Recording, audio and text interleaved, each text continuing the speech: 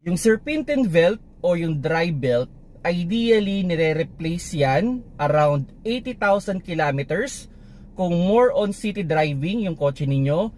Pero kung more on highway driving, okay yan hanggang 100,000 kilometers. Or kung sa years naman, okay yan up to 5 years. Although may indication naman yan na malapit na rin siyang masira pag yung sa morning o matagal siyang natenga, may naririnig kayo na parang iniipit. So yun, pwedeng serpentine belt yung problema. Pero doon sa question pwede bang itakbo yung may putol na serpentine belt? Ideally, hindi. Kasi normally, ang serpentine belt connected yan sa alternator tsaka sa water pump.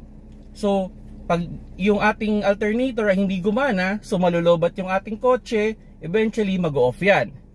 Now, pag hindi gumagana yung water pump natin, hindi magsisirculate yung coolant sa loob ng engine, so mag-overheat naman yan. So, yun yung mga posibleng problema pag sakaling pilitin mong itakbo ang isang putol o may putol na serpentine belt o dry belt na kotse.